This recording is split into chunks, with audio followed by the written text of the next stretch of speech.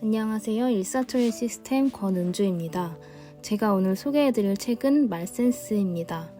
테드 대화 분야 최고 조회수를 기록한 이 책의 저자인 셀레스트 헤들리는 CNN, BBC 등 여러 유명 방송국에서 20년 가까이 뉴스와 각종 프로그램을 진행한 베테랑 방송인입니다.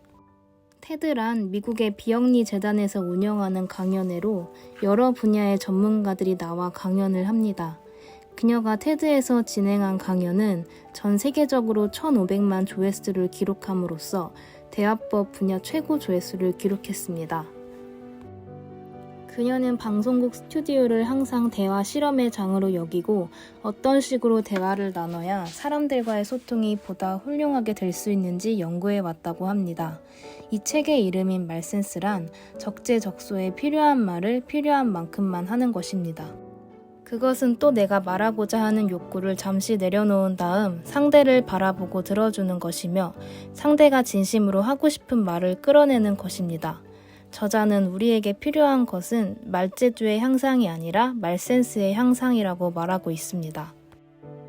그녀는 센스 있는 말로 상대방의 마음의 문을 여는 16가지 방법에 대해 소개해주고 있는데요.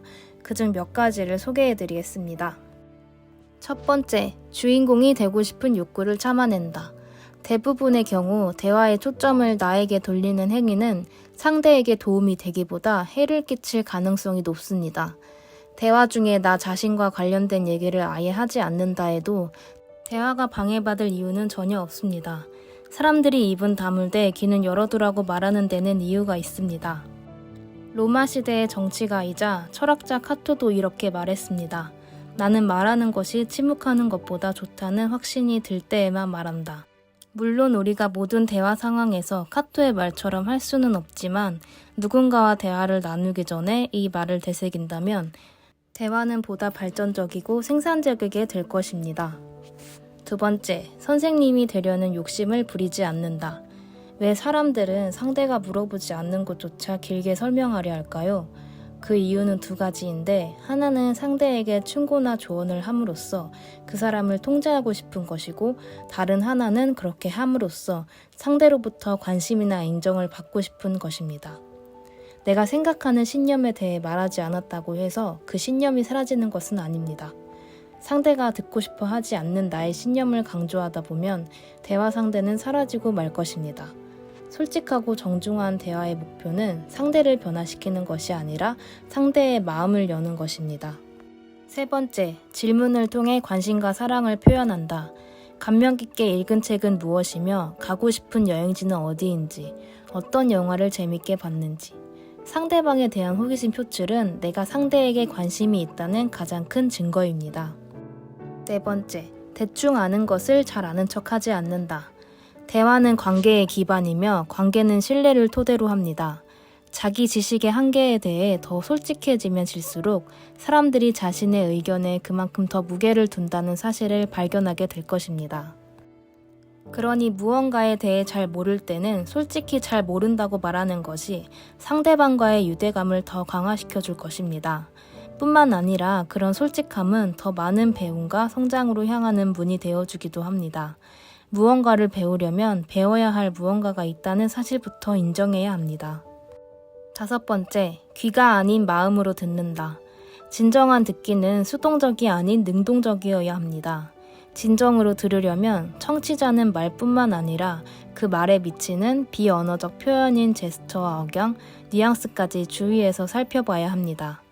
그리고 우리는 상대가 하는 말의 뜻을 완전히 이해하지 못했을 때는 질문을 던져 대화를 깊이 있게 전개할 수 있도록 해야 합니다. 또한 상대방이 말한 내용을 마음속으로 다시 검토하고 되풀이해야 합니다.